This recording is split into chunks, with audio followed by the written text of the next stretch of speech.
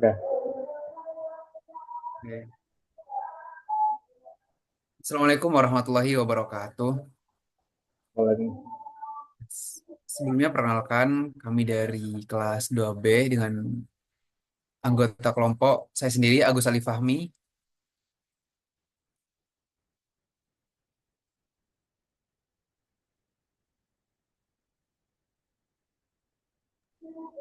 Saya Andra Andrianto. Saya Najwa Miska. Saya Sabila Febi Faza. Yang akan menjelaskan tentang beta oksidasi asam lemak. Oke, next.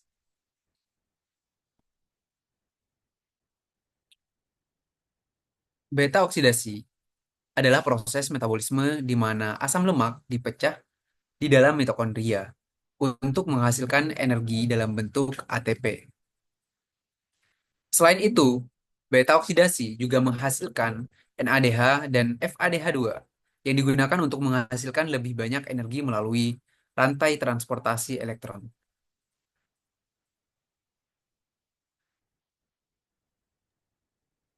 Baik, selanjutnya adalah tahapan dari beta oksidasi asam lemak. Untuk tahapan yang pertama ada dehidrogenase pertama, yakni asil CoA lemak mengalami serangkaian reaksi oksidasi oleh asil CoA dehidrogenase yang akan menghasilkan ikatan rangkap antara karbon alfa dan beta dari rantai asam lemak. Hal ini akan menghasilkan trans-enoyl CoA. Kemudian tahapan kedua ada hidrasi. Molekul trans-enoyl CoA mengalami hidrasi atau penambahan molekul air oleh enoyl CoA hidratase dan akan menghasilkan pembentukan L3 hidroksiasil CoA. Tahapan ketiga ada dehidrogenase yang kedua, di mana L3 hidroksiasil CoA selanjutnya dioksidasi oleh L3 hidroksiasil CoA dehidrogenase. Tahapan ini akan menghasilkan 3 ketoasil CoA. Dan di tahapan ketiga tersebut, ini melibatkan transfer elektron ke NAD dan menghasilkan NADH.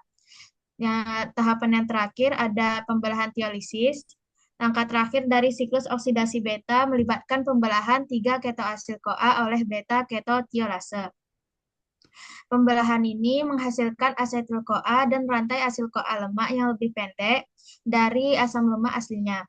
Asil CoA lemak yang lebih pendek tersebut kemudian akan memasuki kembali siklus beta oksidasi asam lemak dan mengulangi rangkaiannya hingga seluruh asam lemak teroksidasi.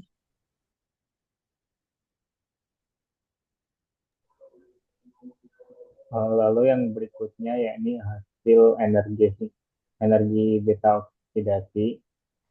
Setiap siklus beta oksidasi menghasilkan satu molekul asetil CoA, satu molekul NADH, dan satu molekul FADH.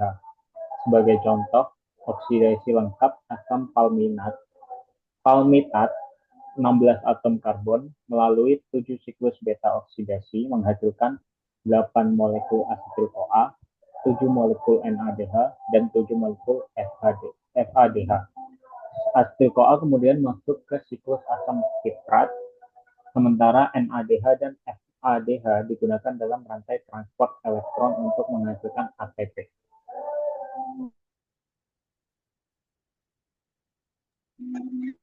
Baik, selanjutnya transformasi asam lemak ke mitokondria. Nah, yang pertama aktivasi. Nah, di mana asam lemak bebas pertama-tama harus diubah dulu menjadi asil CoA. Nah, proses ini dilakukan oleh enzim asil CoA sintesis dan membutuhkan energi dari ATP. Nah, yang kedua yaitu transportasi melalui membran luar dan dalam mitokondria. Nah, asil CoA tidak bisa langsung masuk ke mitokondria, jadi perlu diubah terlebih dahulu oleh enzim karnitin palmitotransferase 1 CPT1 di membran luar mitokondria mengubah asil CoA menjadi asil karnitin dengan bantuan molekul karnitin. Nah, asil karnitin ini kemudian nanti diangkut melintasi membran dalam mitokondria oleh transporter khusus yang disebut translokase karnitin asil karnitin. Nah, selanjutnya yang ketiga rekonversi. Di dalam mitokondria, asil karnitin ini bakal dikonversi kembali menjadi asil CoA oleh enzim CPT2 untuk memasuki jalur beta oksidasi.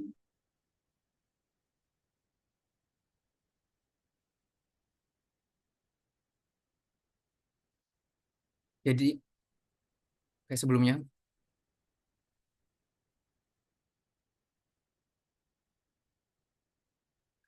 Jadi kesimpulannya dari beta oksidasi adalah proses metabolisme di mana asam lemak dipecah di dalam mitokondria untuk menghasilkan energi dalam bentuk ATP, dan proses ini melibatkan tiga tahapan utama: transformasi, aktivitas transportasi, dan rekonversi. Sedangkan tahap reaksi yaitu dehidrogenasi pertama dan hidrasi dan juga dehidrogenasi kedua dan teolisis, dan hasil akhir berupa satu molekul asetil CoA, satu molekul NADH, dan juga satu molekul FADH2. Dan setiap siklus beta oksidasi mempersingkat rantai asam lemak sebanyak dua atom karbon. Oke, selanjutnya adalah pertanyaan dari kelompok kami. Oke, boleh di next. Oke, mungkin teman-teman ada yang mau bertanya terkait dari pertanyaan yang pertama. Oke, akan saya bacakan, yaitu apa hasil utama dari satu siklus beta oksidasi asam lemak? A. Dua molekul asetil CoA, dua NADH, dua FADH2. B. Satu molekul asetil CoA, satu NADH, satu FADH2. C. Satu molekul asetil CoA, dua NADH, satu FADH2. D. Dua molekul asetil CoA, satu NADH, satu FADH2. Dan E. Satu molekul asetil CoA, satu NADH, dua FADH2. Oke, mungkin teman-teman yang bisa menjawab boleh uh, menyampaikan jawaban yang benar atau menyampaikan di kolom chat.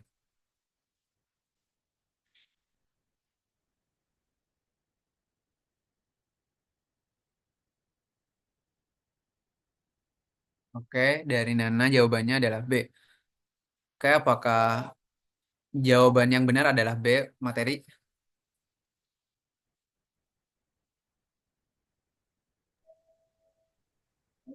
Benar benar sekali, yakni jawabannya adalah B, satu molekul asetil CoA, satu NADH dan satu FADH2.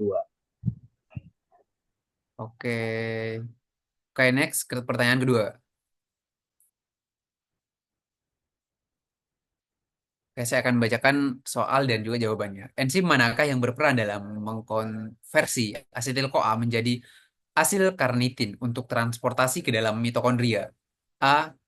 Enoyl CoA hidratase. B. Karnitin palmitoyl transferase 2 CPT2. C. Teolase. D. Karnitin palmitoyl transferase 1 CPT1. Dan E adalah asil CoA dehidrogenase. Oke, mungkin teman-teman ada yang tahu jawabannya boleh langsung menyampaikan jawaban yang benar atau chat di kolom komentar.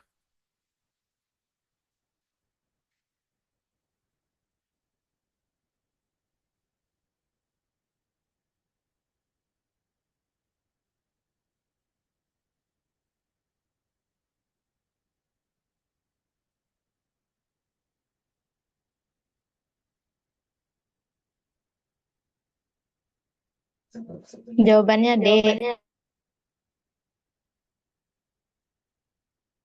Oke, siapa yang jawab barusan? Nana ya? Saya. Oke, gimana materi? Apakah benar jawabannya?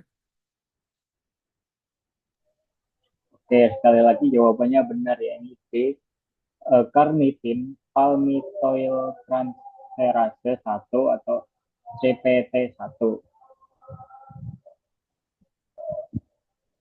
Oke, mungkin dari jawaban yang disampaikan oleh teman-teman yang mendengarkan sudah benar semuanya. Mungkin cukup sekian presentasi dari kelompok kami. Kurang lebihnya mohon maaf.